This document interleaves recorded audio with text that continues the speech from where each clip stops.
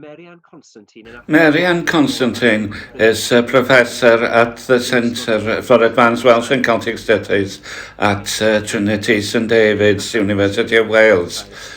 She is an expert in the literature and history of the Celtic countries at the end of the 18th century. She has a special interest in literature about Wales and in Welsh, and in travel literature from the 1790s about Wales and Ireland.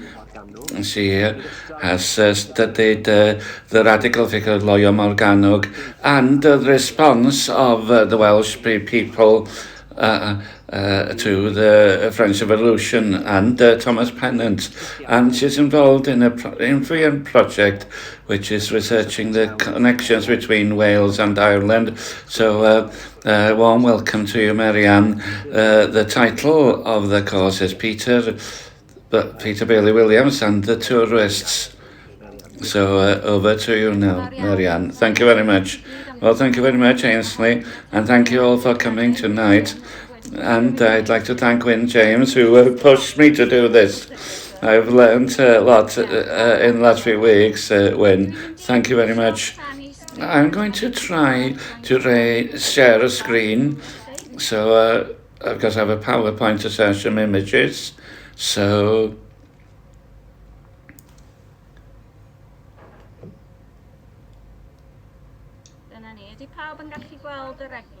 here we are. Can everyone see the church there? Everybody can hear me okay? Great. I love technology when it works. So off we go. Well, Peter Bailey Williams came from a family to do with a lot of with religion in Wales. He was the son of Peter Williams, one of the early Methodists, and one who produced a annotated Bible in the 18th century. Eliezer, Peter Bailey's brother, was interesting. He was a tutor to Lord Galloway. He spent time as a ship's chaplain during the American War of Independence, and then he worked in Lampeter and worked as a vicar and schoolmaster there. So it's a family full of interesting people. So looking at his life, first of all, with my heartfelt thanks to Griffith Thomas Roberts' M.A. thesis from 1935, which would earn a PhD today. And I think it was the same man who published on Hywel Harris. Maybe some of you could tell me that. One of the most interesting things is quite a strong criticism of the object of his subject. Even though Peter Williams wrote clearly and comprehensively, his literary style wasn't good. He was a man of his time, and very didn't really write about the among the common style of his time. So fasten your seatbelts. He was baptised in Ysgeifiog near Carmarthen. He added the Bailey later in his life, and that came from the grandmother of his father, and it's spelt sometimes with an I, sometimes with a Y, and sometimes in the same archive you have the two different spellings. So if you do a search in the catalogue, you have to put the name in twice every time. He was educated in Carmarthen Grammar School, and then he moved on to Jesus College in Oxford. And at the beginning, he was thinking of becoming a lawyer, and during that time, he was helped and counselled by Eliezer, his older brother, and And thinking, Eliezer says the fewer acquaintances you have, the better in the college. And in the end, he turned to the church and he was curate in Gloucestershire, Swinbrook and Burford, near Oxford. And then in 1792, he became the vicar of Llanrug and Llanberis in Arfon. And Roberts, his biographer, says there wasn't much of interest in his life other than preaching and pastoral work and looking at literature. And Griffith Thomas Roberts has a real latitude in what he says. Well, in 1804, Peter Bailey married Hannah Jones from Llanrwst, and she was quite rich, so they were able to have several houses. He became a JP. They only had one child, Harry, but in 1820, when Eliezer, the older brother, died, Peter cared for his children as well. After Anna died in 1835, Peter married again, but he died soon afterwards.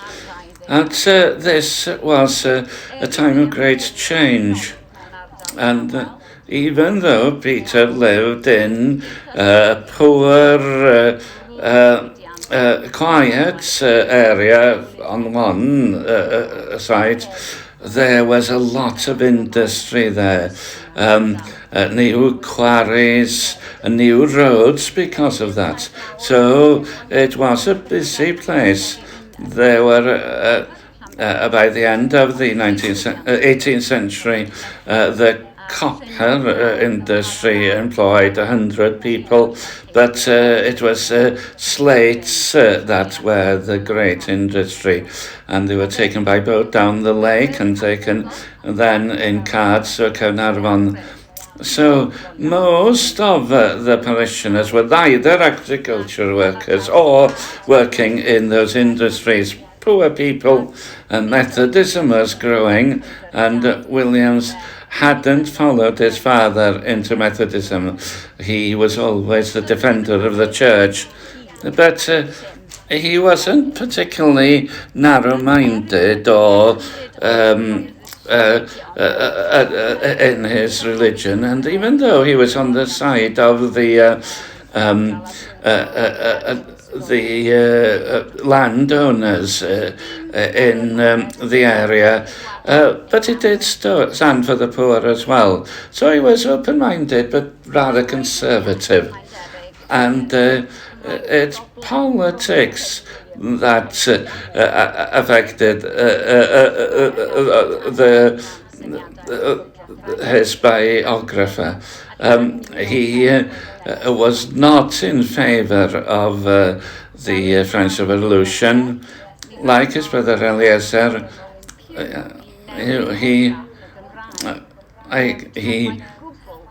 he was very much against William Owen Pugh's attempt to change the orthography of the Welsh language, and he thought that it was anarchic. And in that he agreed with Eliezer, who is even more clear in his criticism. And this, I can't read this, but that he put Z, the worst of the letters, and that was like the way they usurped the royalty in France. So by putting Z in, it was like standing up to lawful authority. Well, to be fair to Roberts, his biographer, he says that was the greatest contribution of Bailey Hughes, Bailey Williams, that he saw through Iolo Morgannwg and his fraud. Witness his preface or introduction to Llywelyn during the French Revolution, and his endeavour to prove that the Druids were all equal, that there was no superiority of rank amongst them, contrary to all history. And all this in order to favour the wild scheme or system of liberty and equality then so prevalent. Glanagor Sandiolo were violent Republicans. The Domini. So, No mice. well, in there's peace in his historical research. So he was glad that Iolo had translating a very long poem about Bardsey Island. Iolo came to visit Peter Bailey in 1799 when he was copying manuscripts in the area and finding poets to anoint in Gwynedd. So Peter Bailey Williams collected manuscripts and books, and he loved education. He established the first Sunday schools in Llangreid and Llanberis, and he was concerned about the future of the Welsh language. Retreating to the mountains, but I greatly apprehend it will not hold out very long there. O ran llenyddiaeth, In terms of literature, he translated prose and poetry from Welsh to English, and published poems and bits in the North Wales Gazette under the bardic name Perys.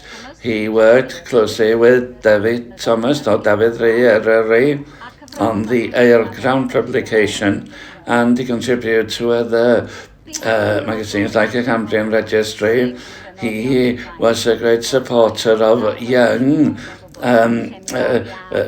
literary figures in the Ysgeifiog area, where David gathered many poets around him, and Peter Bailey was known as a supporter, a patron of literature, and Gytyn Perys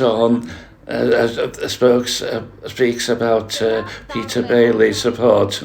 So that's a portrait of the man in his time and in his place, and that's where I wanted to,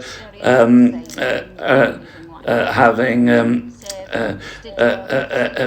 spoken my debts to Griffith Thomas, and then moved to my own work on tourist literature. And Peter Bailey is important in this for at least two reasons. And then on the screen now, there's a project that I worked on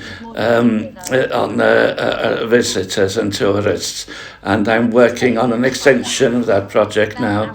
So Peter Bailey is involved as an author, the tourist guide through a county of Caernarfon in 1821,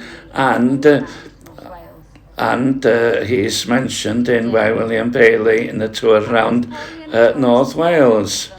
And when I looked at the tourist guide, I realised just how indebted Williams is to Thomas Pennant, and since there's the influence of the tours in Wales on tourist literature is so important, I thought I'd compare the two books and study deeper how Peter Bailey used finance, but Griffith Thomas Roberts was way ahead of me in the last chapter of his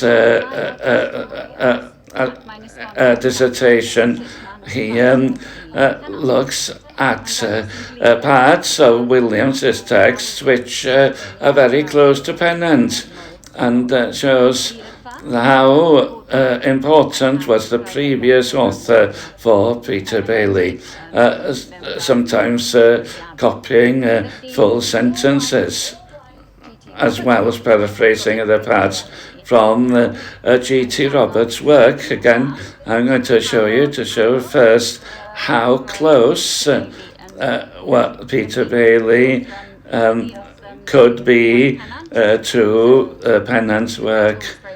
So, conformable to the bend of the outward walls, and Pennant and in Pennant we hear, the bend of the outer walls, and on and on.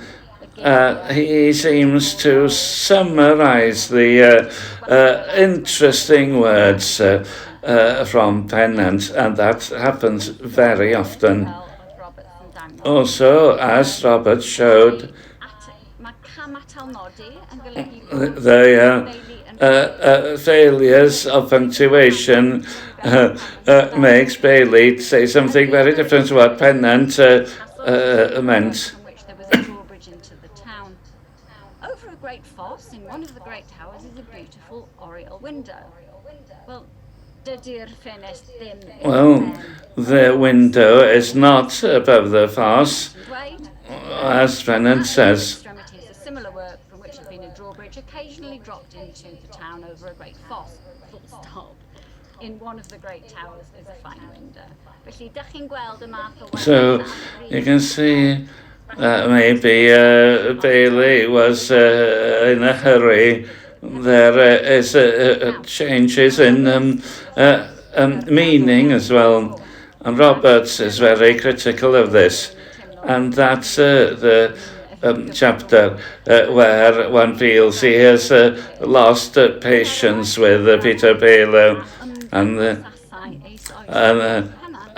saying that if you got rid of everything taken from Pennant, there'd be very little left, or there's only a few lines in the guide which have not been stolen from Pennant. And then, very strongly, what did Bailey Williams do? Rather than put this patchwork together, nothing much really. Well, we could say a lot about that. Firstly, it's not a Peter Bailey Williams is the only one to use Pennant's work, as we'll see in a minute. And Roberts is overstating this and reflects badly on Pennant. That is, despite Peter Bailey's great debt to Pennant, the Tours' guide doesn't sound like a Tours in Wales as well. The tone of the thing is completely different, and its motivation is different as well. And apart from the vision of Wales and its people that is put before the reader.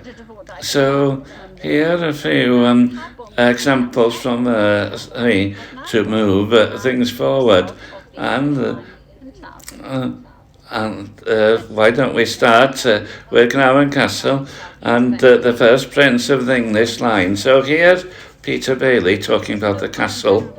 From whatever point it is contemplated, or at whatever distance it is viewed, forms a most interesting object, particularly when it's considered that it was once the residence of royalty and gave birth to the first Prince of Wales of the English line. What wonder and astonishment must it not have excited in the minds of the poor peasants dwelling at the foot of Snowdon, and unused to seeing any other habitations than their own humble dwelling, when beholding this vast and magnificent castle advancing by slow degrees to its present height and magnitude. Well, that doesn't echo Pennant at all. And when you see Pennant's discussion of the castle, it is much more subtle and well, of some balance that makes you think what he's trying to say. Justly the boast of North Wales for the beauty of situation, goodness of the buildings, regularity of the plan, and above all, the grandeur of the castle, the most magnificent badge of our subjection. A mae'n dweud wedyn, And then he says, 1 year by the labour of the peasants and at the cost of the chieftains of the country on whom the conqueror imposed the hateful tax. Felly, yr un poor peasant. so the same poor peasants looking at the castle, but from a totally different perspective. And then there's the famous story about the birth of a prince who could not speak a word of English. Peter really calls this an innocent artifice and abominable piece of policy. And then would they submit to being governed by a young man born in Wales and one who could not speak a word of English? When they answered him in the affirmative, he presented to them his own son, saying to them at the same time, as well as he could pronounce the words, "Ich dien!" And you, this is your man. Ich dien. Dwli ar y bit now, mae'n hilarious. I love that, that's hilarious. Pennant refers to that story, he doesn't tell the story. He refers to it indirectly. In his 16th year, the prince received the homage of his duped subjects at Chester. Felly, unwaith eto, So again, a totally different perspective, different style, and two ways of presenting the same story in a totally different way. Well, and that's for Conwy and Caernarfon. But what is rather disappointing is that William depends on Pennant for the descriptions of his own area, about Llanberis, about Snowdon and the area. The example which is most disappointing is that he accepts on a pennant describing Marged, ferch Ivan, when a pennant never met this famous figure. So there would be traditions about Marged in the time of Williams, and it's an opportunity that he didn't actually talk about her from his own perspective. What is special in the work of Bailey Williams? Well, there are some places in the tourist guide where we feel closer to the people and the places, e.g. where he notes that Robert Closs and Pierce Jones, who owned the pubs in Llanberis, they were very good guides up Snowdon, and you can see that Peter Bailey had written in the visitor's book in Newen, which was owned by Robert Closs, so you could see they worked closely together. And I to give a quick plug to Michael Freeman's work. Everyone who works in the field of history or tourism is greatly indebted to Michael Freeman for a great website, a treasury of information. So if we want to know more about climbing Snowdon, there are loads of original quotes there. To his guide, we have the terrible story about John Closs, from the same family as the Pebb family, a 7-year-old child who got lost in the snow as he came back to Llanberis from his grandmother's home, and died on Moel Alien. And there's Anglin by David Eryri as a beautiful tribute to the child. About the dark of the night and the mists enveloping the child. Peter Bailey had produced an English poem which is in the tourist guide, and the verses very well deserve to be forgotten. they're tasteless and very poor, and I'm not going to read them after David's excellent England, so he wasn't a poet. But if Peter Bailey is an important name in my field, it's because he was starred in the drama of William Bingley. Bingley, like William Wordsworth, had used the long vacation of Cambridge University to wander through North Wales. So he was very interested in botany, and this book was produced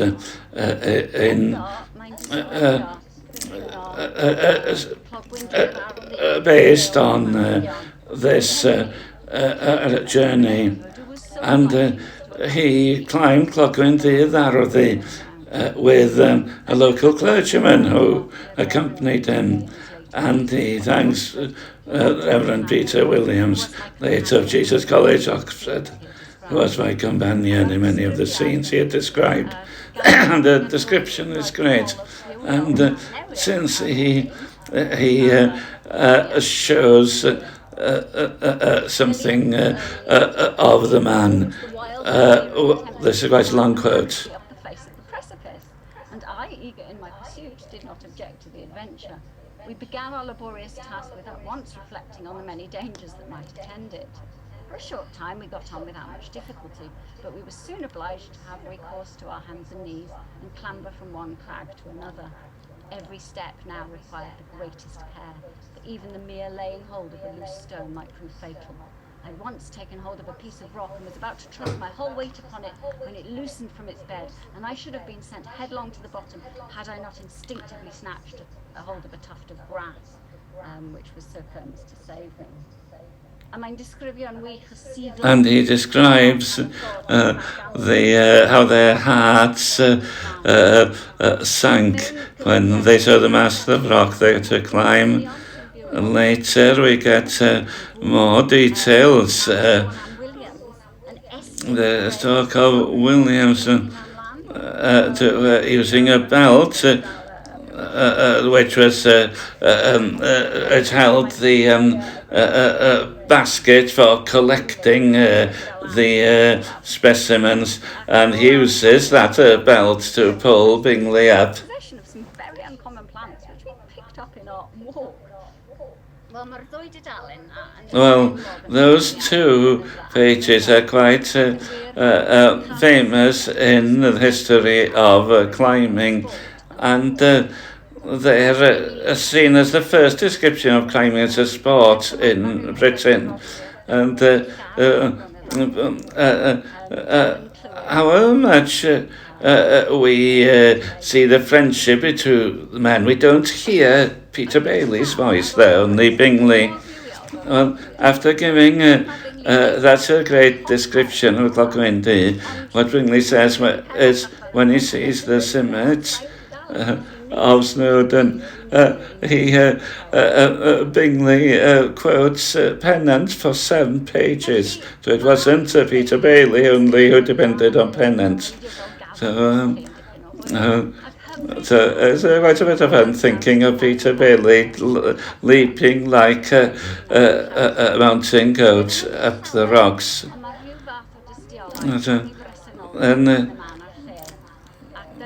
And he also sees here how he mentions the 3 paths to Snowdon.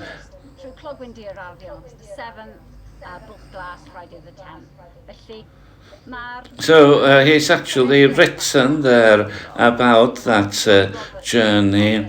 He talks about John Roberts of Bronfedwys in Nantubetters, which is still there now, and he was. It was famous for being one of the greatest guides in the area.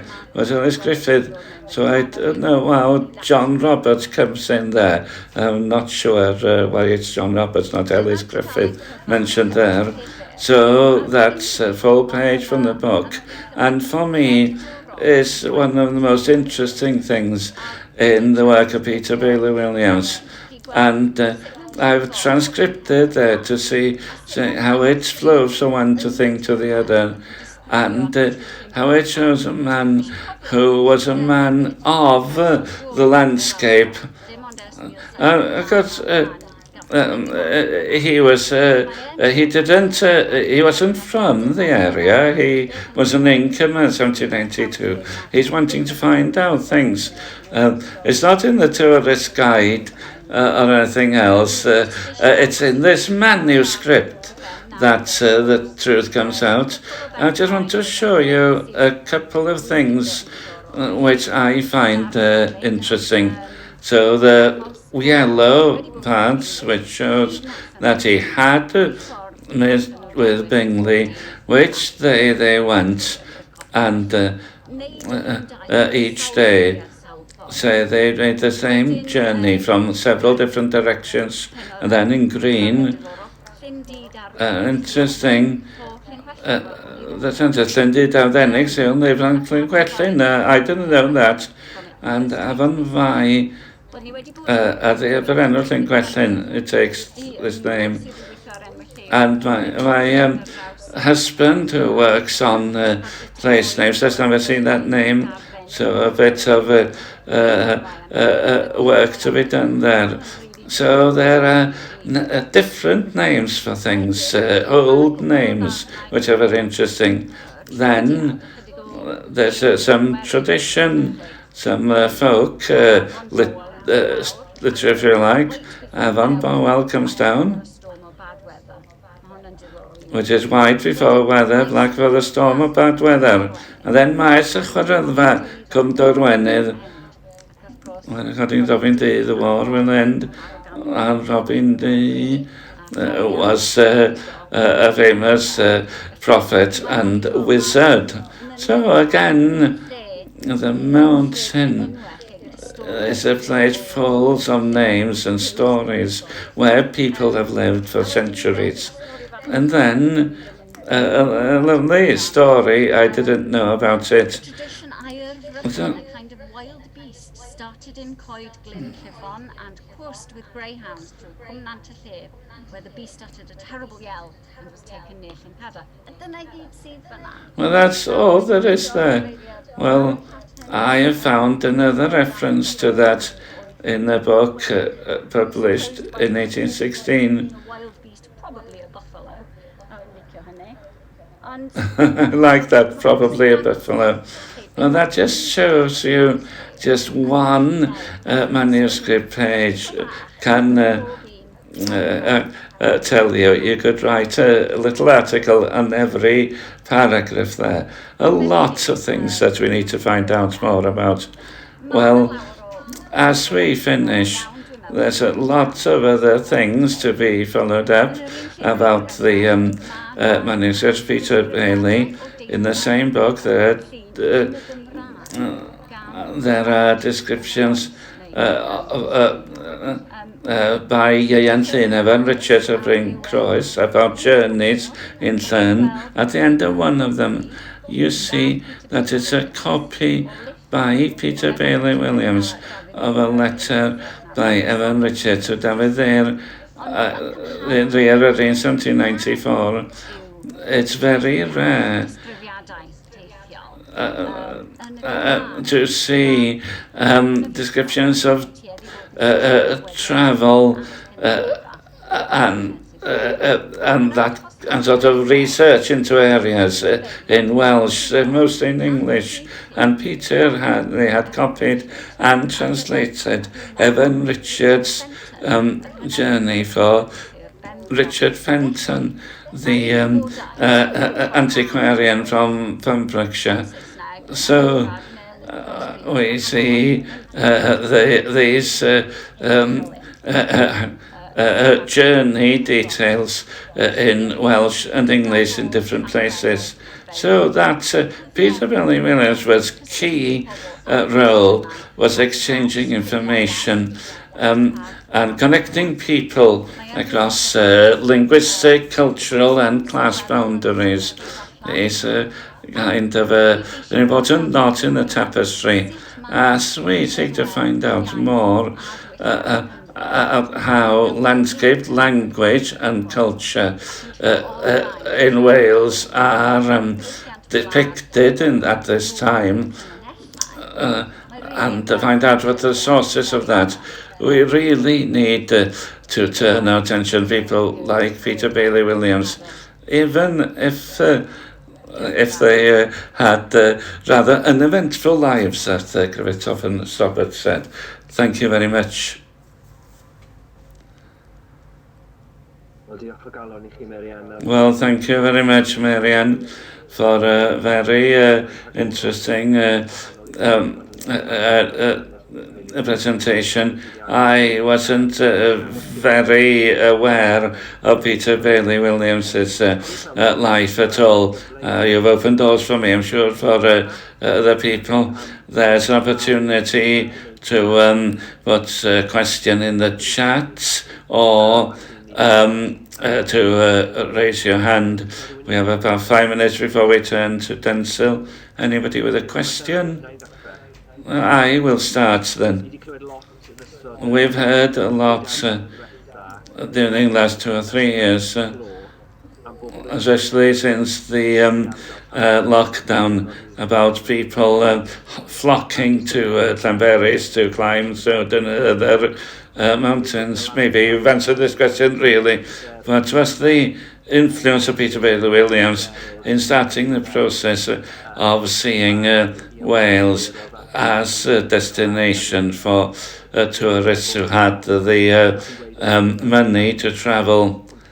He was kind of a hub, bridging between cultures and languages, etc. There is the Wales Tourist Board indebted to him, but I think Pennant actually opened the doors, or the floodgates.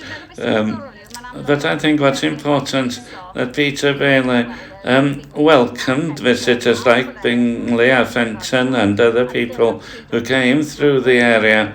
That's when interesting things happened. That's when information was shared. And I do want to say as well, the subject of study of Welsh tourism, we think of them describing us, but Bingley wanted to learn. He'd learned about Snowburn, he'd learned about the language, and spoke with the local people. So Pennant was a Welshman. It's not so simple that there is a boundary between the two sides of it, the visitor and the native, as it were. Well, thank you very much. We welcome, after Marianne's excellent presentation, so Densil has already presented twice in this series, but now it's also a lot of work in supporting Gwyn to produce a programme for this whole series. He comes from Morriston in the Swansea Valley, and he was educated in Bangor and Oxford universities. He was theology professor in 2005 to 2010, and then in Trinity St David's in Lampeter from 2010 onwards. By now, he is Professor Emeritus and minister on the Baptist churches in North Cardigan, and he's an expert on religion in Wales and on Karl Barth from Switzerland. He's written The Span of the Cross, about the history of Christianity and society in the 20th century, and also has looked at the same century in on the particular characters in their time, and his brother theological conferences from 58 to 7060 in 2018, and then the long 19th century up to 1900 in September 2021. So I'm glad that Densil's with us again, and his subject is Rowland Williams, Ysgeifiog, and the Gwyliedydd. Well, thank you very much, Ainsley. I don't have pictures for you today. You'll have to look at just picture. Sorry for you for that.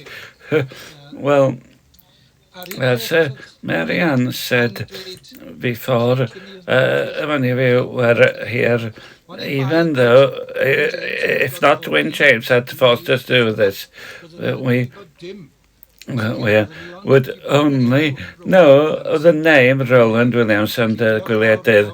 So thank you, Wyn, for making us do some work on this, and I hope that you will enjoy it.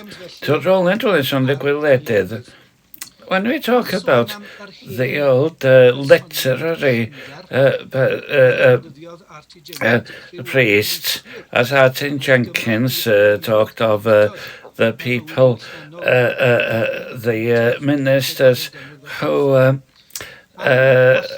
were so forefront in the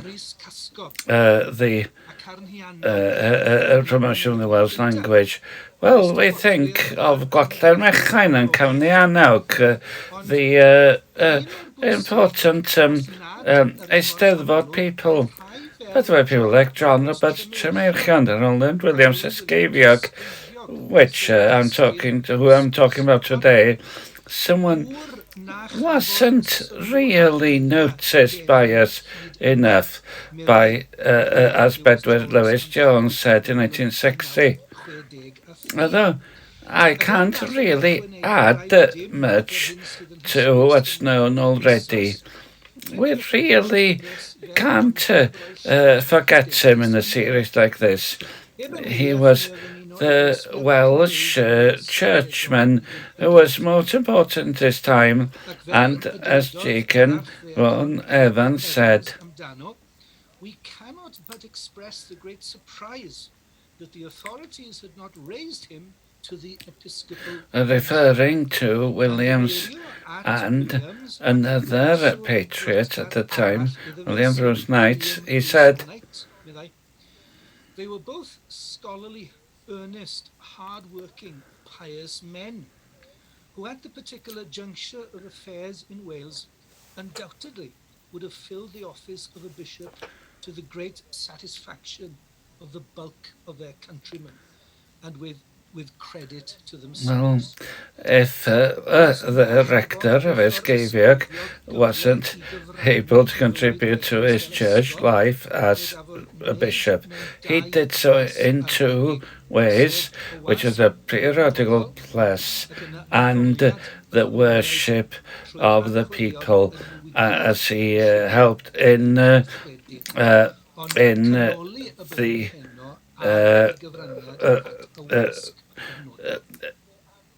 new edition of the Book of From Prayer. He was born in 1799 in Dinas Mawddwy, and he was baptised in St Deco's Church in Mallwyd. It was in Mallwyd that he had his early education to the curate of the parish before he was sent to Betws and Ross in Denbighshire, where there was a relative of him, Peter Williams. No, it wasn't the man who wrote the Bible commentaries. He was vicar and head of Abergele Grammar School.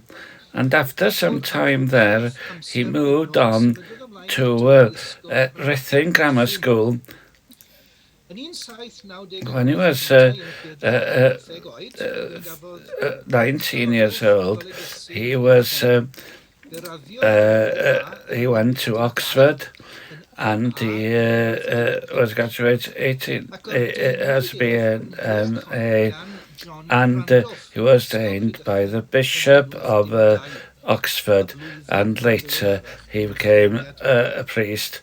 He returned to Wales in 1803 to Bangor Diocese, and just for 2 years, between 1807 and 1809, John Randolph was actually as bishop, bishop in Bangor as well. He was curate of Llandegau and schoolmaster at Spryar School.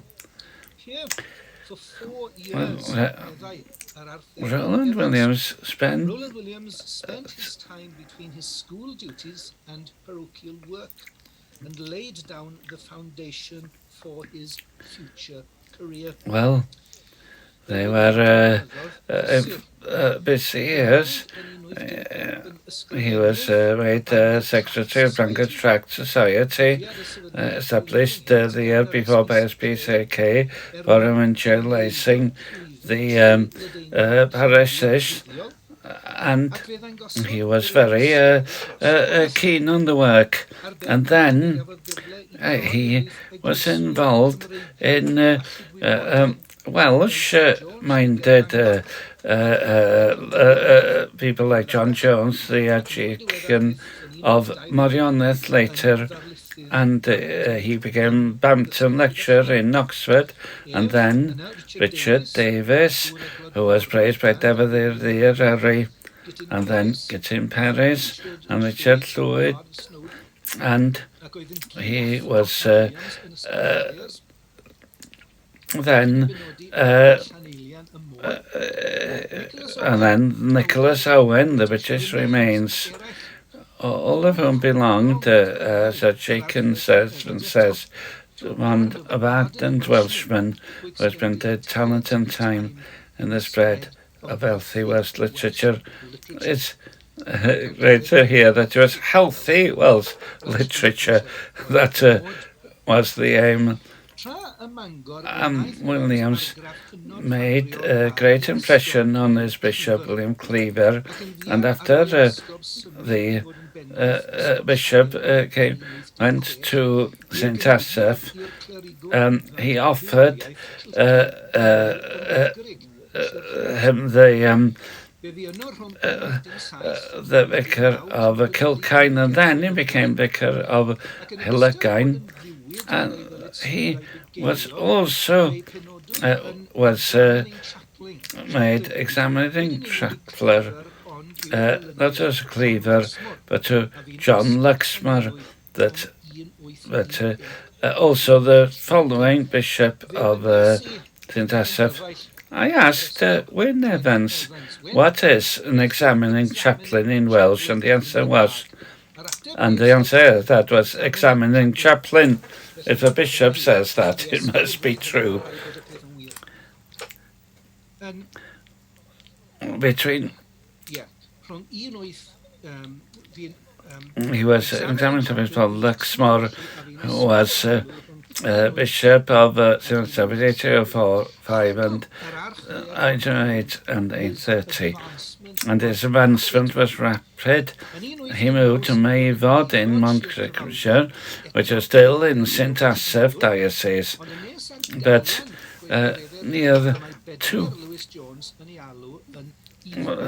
but closer to Ifor Kerry in his gang, as Bedwyr Llewellyn Jones says. So that's where John Jenkins, Ifor Kerry live, and then Mynafon, where Gwyliedydd Mechain live, and Chasgob in Radnorshire, where W.J. Rees lived. Bedwyr said they often met in Kerry Vicarage. That was more the easiest place, and Kerry Vicarage was well known for its welcoming atmosphere. So Rowland Williams would enjoy that company, and his career in the church, and he became canon of St Asaph, and in 1836 William Carey, the next bishop of St Asaph, he became rector of Ysgeifiog, and there he was till he died in 1854. This daughter, his wife, had been Jane Wynne, the daughter of J. Wynne Jones of Bodeden, who was in the cathedral in Bangor, and his most of children was Dr. Rowland Williams, who became deputy principal of Lampeter College. And became well known for his radical views. But after his father, it was said, as a clergyman laid chiefly in the moral influence which a character of sterling uprightness seldom fails to maintain. For upwards of 40 years, nothing short of necessity prevented him from superintending in person his Sunday school and grounding his children in the New Testament, or elsewhere translating the Greek tragedians and explaining the dark places of theology to the private pupils whom he used to receive into his home. There was always the same wonderful blending of energy with patience and a clearness of explanation. We'd say clarity these days, but clearness in those days. In spite of all distraction, he was through all a parish priest. His people were his first consideration. Ysgeifiog, in his Enwogion Cymru, describes him as the most helpful people of the time. And it was a periodical press that one of his most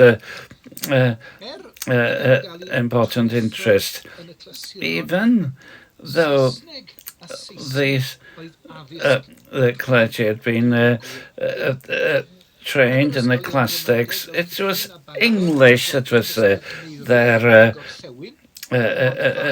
important language. Nobody was expected to speak Welsh in Oxford or Cambridge.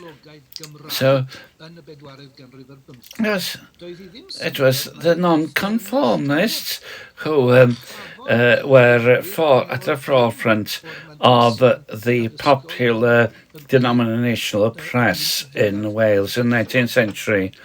But Williams and others of his fellow priests wanted to see a Welsh language periodical. The Cambrian magazine was in English at the end, and the Cambrian Register at the end of the 18th century, which didn't appeal to the ordinary people. And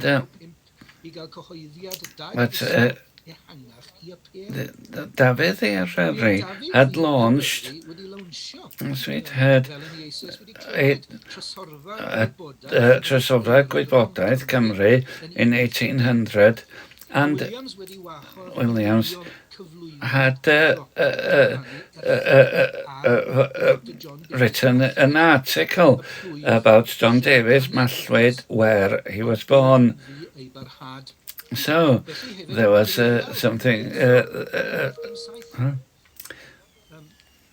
Williams, John Robert Tremirchion established the Grail at the early of the 19th century, and then Cylchwan Cymru 1804-1805, but only 4 editions were published.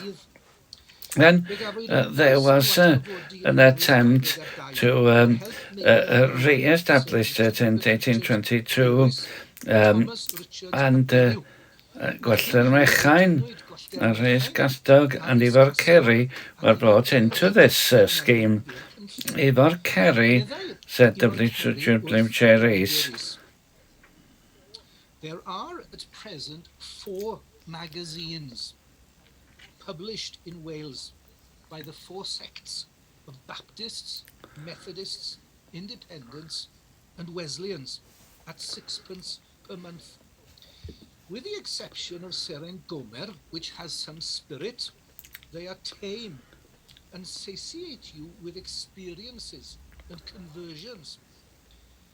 They are, notwithstanding, doing all they can to sap the church.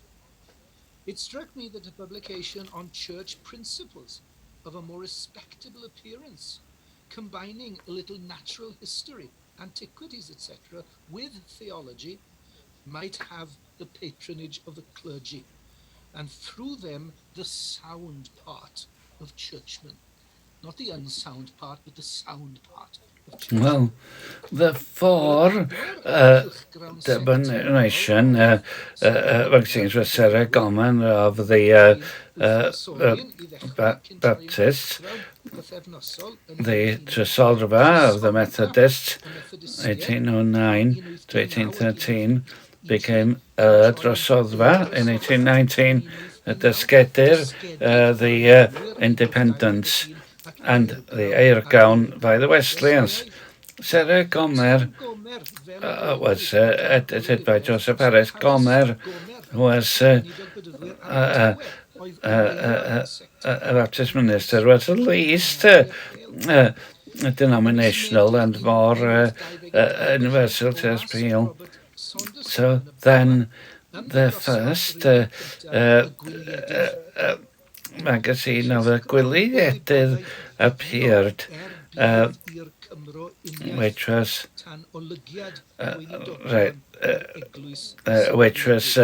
explicitly published under the editorialism of the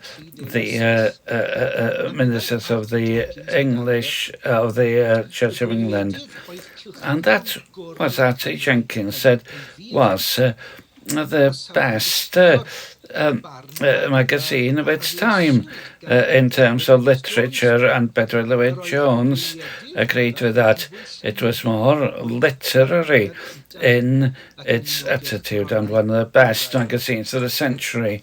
But when Wyn asked me to prepare this talk, Wyn said, I didn't know anything about it. I said I didn't know anything about it, and Wyn said, I just read it. It really says that's best magazine of the time, and I can see now, I can see that there is great quality there. The pattern was the same from month to month. At least in the first years, it started with a historical article about the lives of the great characters of the church, then with theology, and involving biblical commentary. And then a very interesting section, the meal they trotted, which was actually talked about various animals, various creatures, some of them very exotic, and then varieties where people could write in to comment, and then under about previous editions, then local, national and international news. Even there was obviously a talk of personal devotion. There was any academic parts, such as on the biblical commentary, and the Protestant emphasis was obvious. But there was a place as well for literary history, and the letters of Gronwy Owen were published, and of the Morris brothers, and also there was talk about the local Eisteddfodau, International Eisteddfod, and the Welsh societies which had recently appeared. The poetic section had very interesting material. T.M. Jones, Gwynllan, from the 19th century, mentioned there was much local news from various parts of Wales. There was a lot of information about Welsh and religious comment, and its poetry was valuable. It's a pity that such a wonderful magazine was came to an end. Well, Rowland Williams wrote anonymously in the Gwyliedydd or under namddiplwm. Sometimes he wrote under R and RO, but often it was under X, Y, and Z. Williams said Evans was the prime mover, and there is every internal evidence that for several years he wrote most of the articles. X and Y wrote most of the article on the famous people of the church, even though Williams was a high churchman who loved the liturgy of the church, of the Book of Common Prayer, and the sacraments.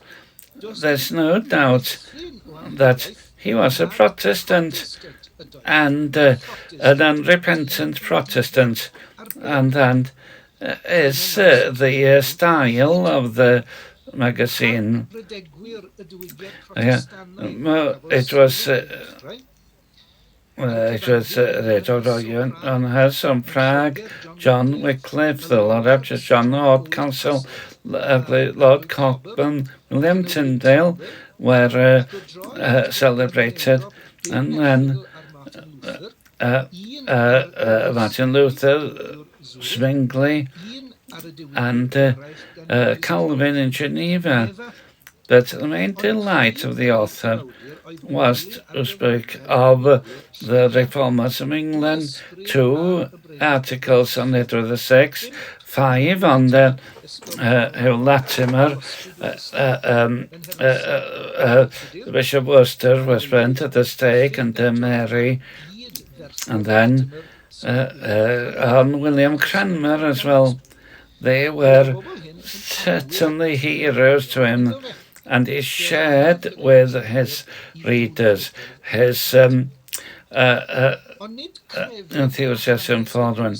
But the most unlikely series was the zoological one, the meal draethoder, meal, not in thousand, meal meaning animals, where he wrote under the pseudonym Z, describing the characteristic of many characters, not just the wolf, the eagle, etc., but things like the hummingbird, the leopard, the panther, the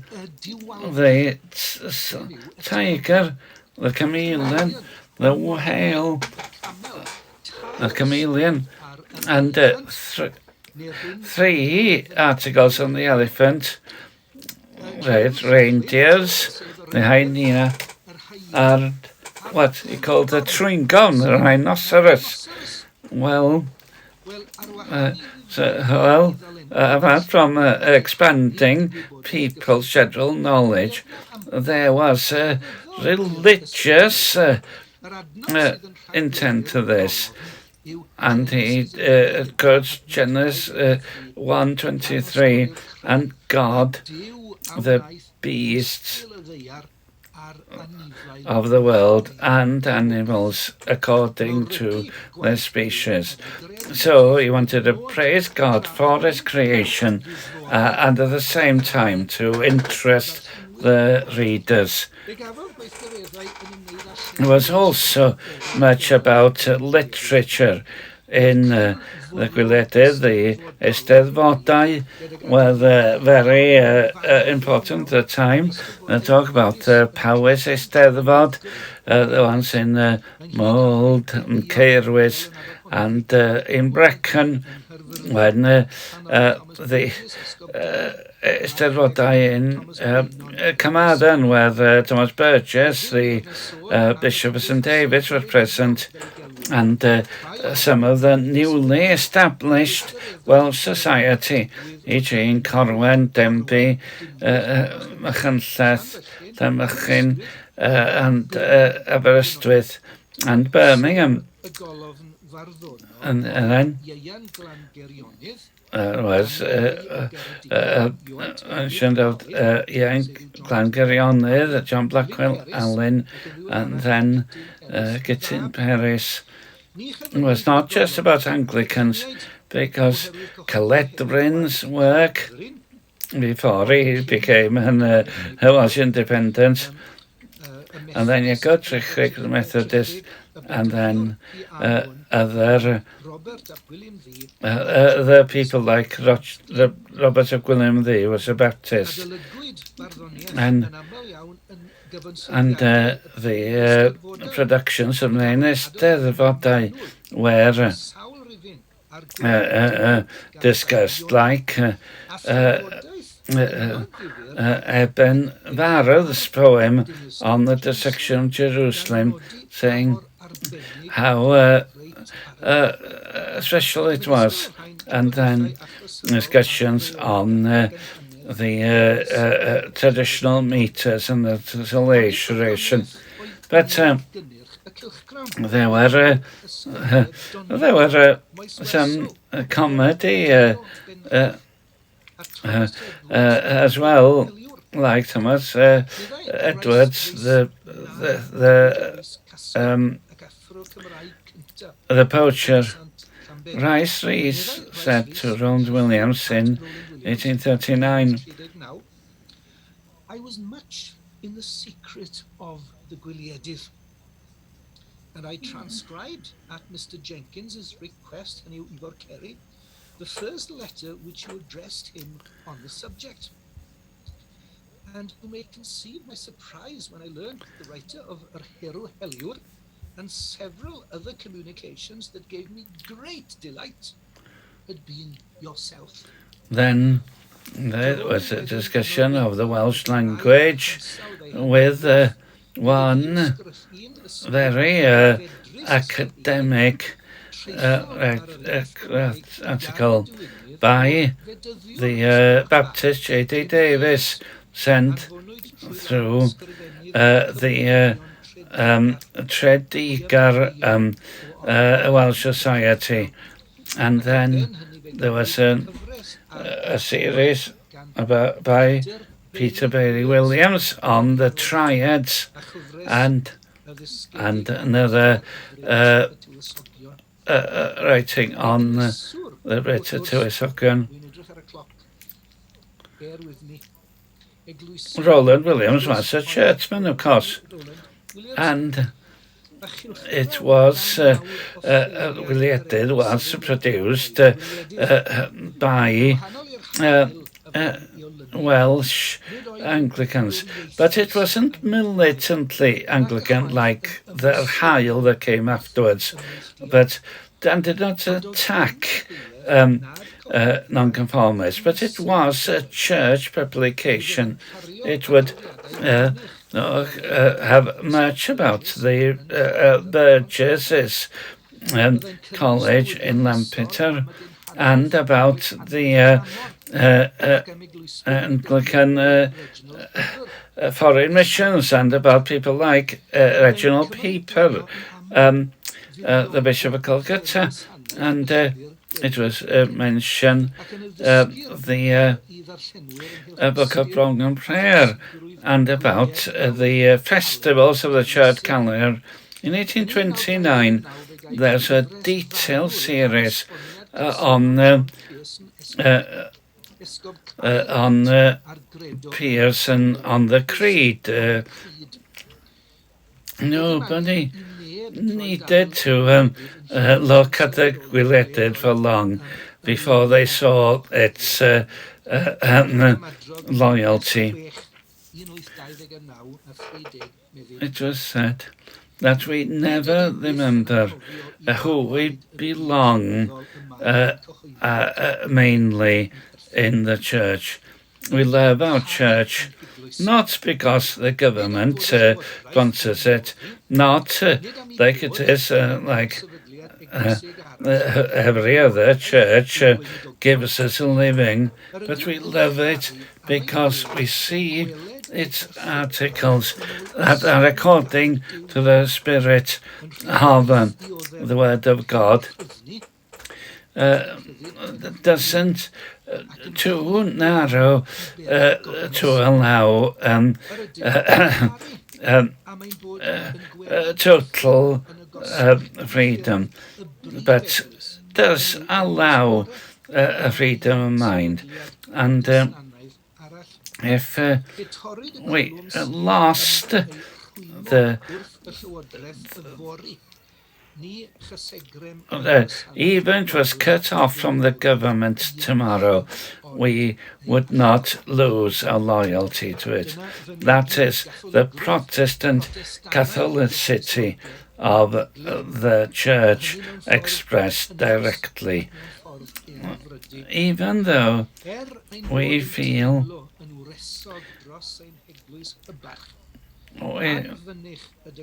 we feel so close to our church.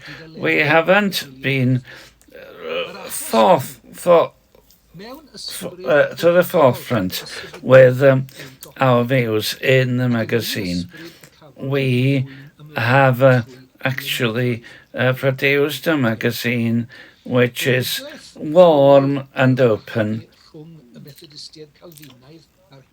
Even though the Calvinistic Methodists have had a split from the church for half a century, there was something quite warm in this attitude.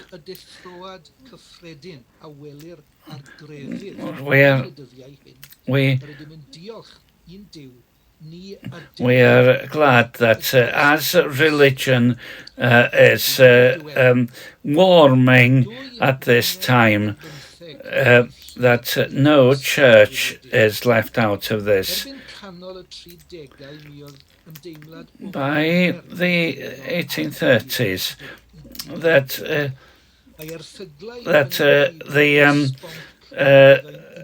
Gwyliedydd are starting to tire, and the distance, the radical nonconformist, and the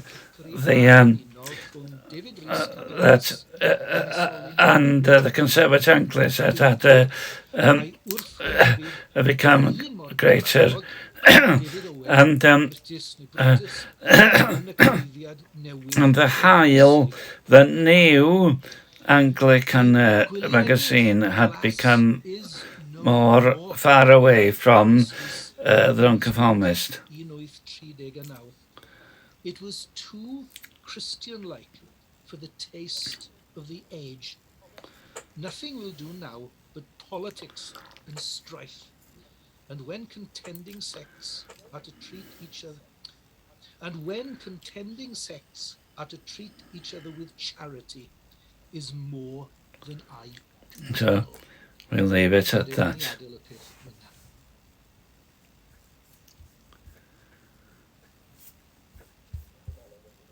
Thank you so much, Densil, for a very interesting contribution.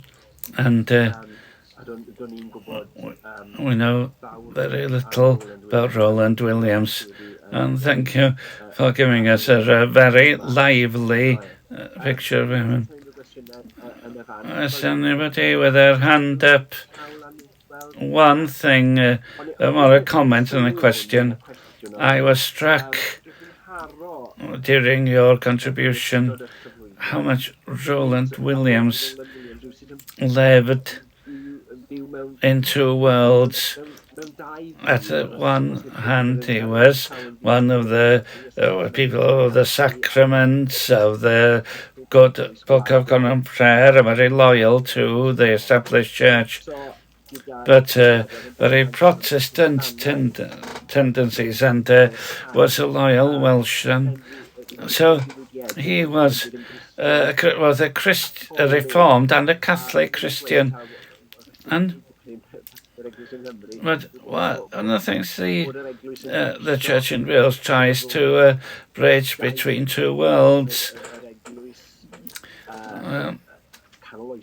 between the medieval church and the sacraments, but also to be a Reformed church which treasures the Word of God. Was that true about Rowland Williams? Without doubt. In terms of the work I did for the Ysgeifiog, that the main tradition, the word Anglican Assembly, belongs to the 19th century. The prayer book, the homilies, liturgy, but before the Oxford movement, it was a completely Protestant. But it was a Protestant Catholicism, and when you go back to John Calvin, there's the same kind of broadness. It's later that this kind of division came. But you had, as a Protestant, you were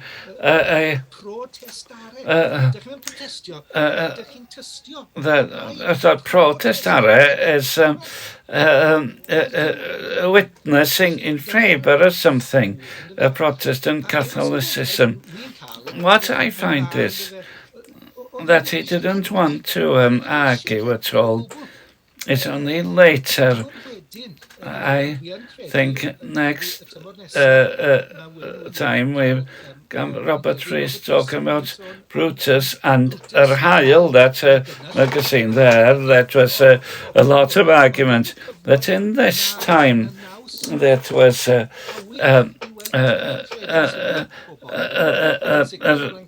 a desire to find common ground. Yes, definitely. He was very Anglican, but he could respect people outside of that church as well, remembering that the Word of God is a foundation for everybody. Thank you. Very interesting. Thank you. Well, people don't want to ask a question while we're recording. So we bring the formal session to an end, and a time for formal discussion.